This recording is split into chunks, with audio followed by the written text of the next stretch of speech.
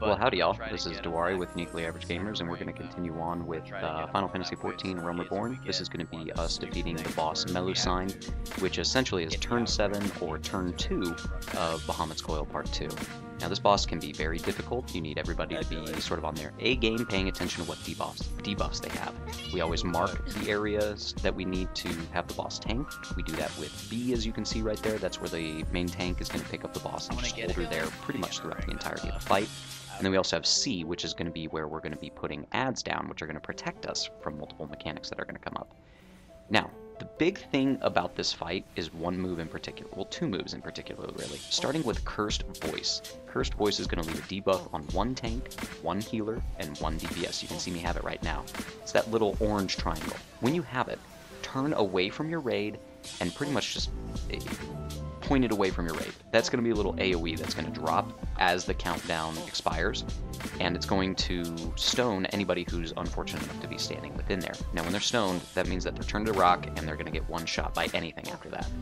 Now voice goes off quite often, so if you get voice, pay attention. The timer can be anywhere from 5 to 9 seconds, and you need to be away from your raid, pointing out across the abyss just where no one can get hit. Now that is different if you are a healer.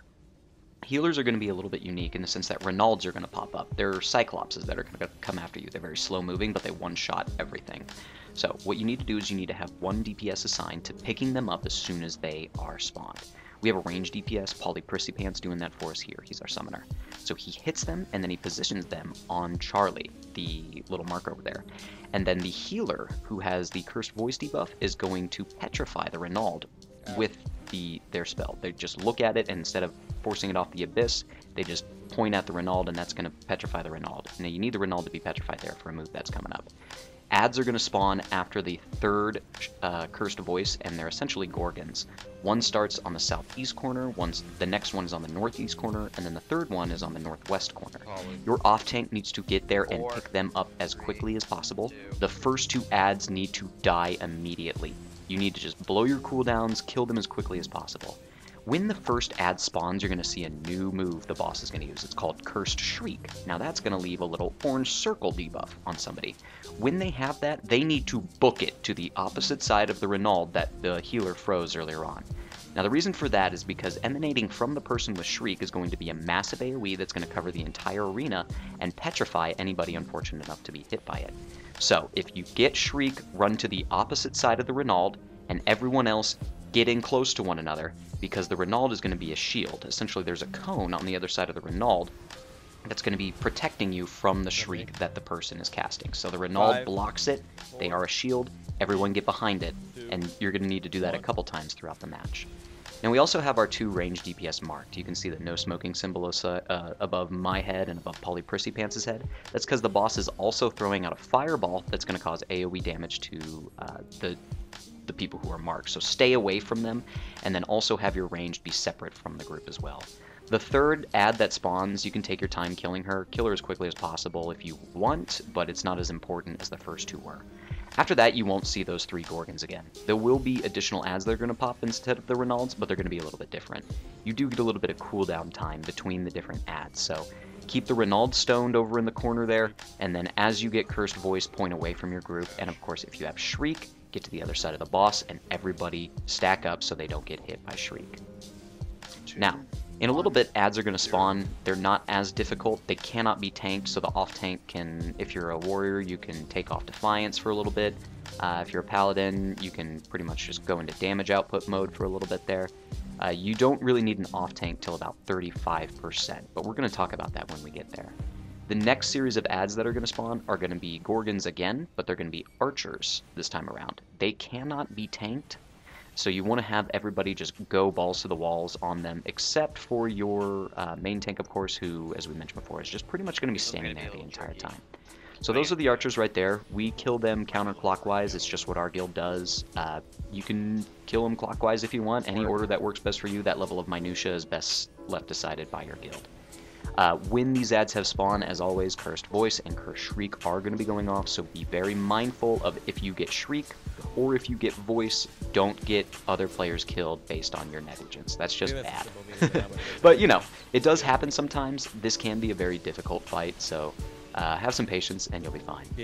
Now the boss is going to start AoEing the area of the arena itself. You can see the circle itself is split into 3 chambers, one outer, one middle, and then the circle in the middle. At any point from here on out, we're going to see the ground illuminated by that AoE. Now you can run through the AoE, it only does a little bit of damage ticking if it's up, but when it does expire, it's going to explode and one-shot anybody that's in it. I get very close in this video, but that's because the timing we've got down really well. Don't try this at home, you know? If you think it's going to explode, don't run through it, because then you're going to die. It is going to vary throughout the fight. It's going to lay, it's going to explode, and then it's going to lay in a different area, and then it's going to explode again. Keep that in mind, because our 2 DPS who have the fireballs cast upon them, they're going to need to stand in unique positions in order to make sure that nobody wipes when those fireballs are going. So as far as this part is concerned, it goes pretty straightforward from here until the final ad, which is about 35%. Dodge AoEs and get behind shrieks, of course. We can't say that enough. Now your main tank, if they do find that they have the boss in the AoE field, we always have the boss right on the edge of one of the rings itself, so the main tank can just move in and out of the rings as it needs to in order to dodge the AoEs without moving the boss from her original position. So if the boss remains there, then you're good. Now at 35%, you're going to get another ad that's going to spawn, and now this new ad is going to have its own move called Petrification, and that's going to be something we're going to talk about here in a second. But we always keep an eye on the boss's health. At about 40 or 37%, we have our off-tank run over there to get ready to where the boss spawns, or the ad spawns, the additional ad. Now the additional ad always spawns by the door itself, the entrance to the arena, so the off-tank can stand there and be ready for it. As always, shrieks are going to be going off, so keep your mobility up. Now this ad, like we mentioned, it's going to have its own new move, but we're going to talk about that here once it spawns.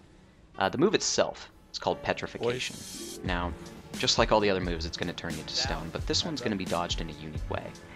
The ad itself is going to have a little cast bar for Petrification, so when you see that coming, you need to turn away from the ad. The Lamia Prosecutor is the ad herself. Turn away from her. That's Petrification. Turn away.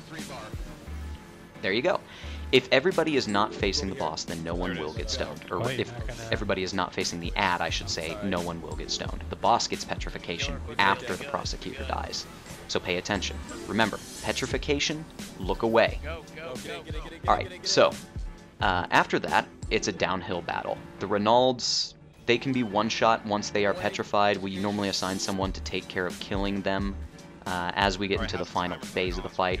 After that final ad, it's all downhill. You just stand there, you DPS down the boss, you dodge shrieks, you dodge voices, and you dodge the AoEs from the fields. There's no additional ads, and as long as you can keep up adhering to the mechanics you've gotten to so far, you will make it through.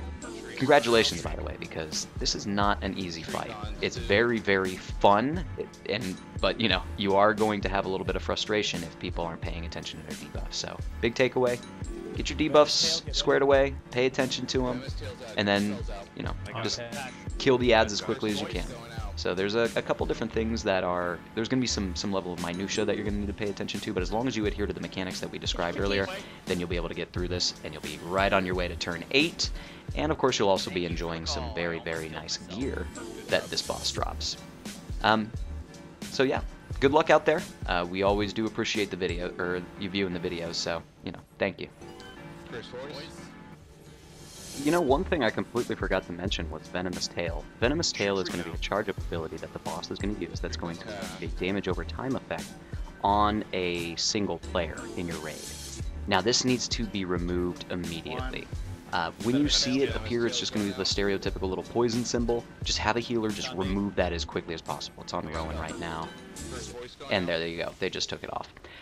So after that, one thing I also forgot to mention also is that if you all need to stand in the middle for a shriek, and you find that the 2 ranged marked DPSers that have the fireballs cast upon them are needing to get into the middle of that circle, have them stand on opposite sides of the circle, because you do not want to double up on the fireball when it hits. It will cause significant damage to your raid, to your healers, pretty much anybody who's nearby. So keep them spread out. If they need to get close to each other when the AoEs go out, just have them be as far away as they can while still being in that inner circle. Aside from that, you've got the boss, so congratulations. If this was helpful, give it a like, a comment, a subscribe. We always appreciate it greatly. We do have more coming up. We're working on turn 8 right now. We got a turn 6 video in production. So we've got more guides coming up. Enjoy your loot, and thanks again. Watching that cutscene. What? Oh, Bard loot! Oh!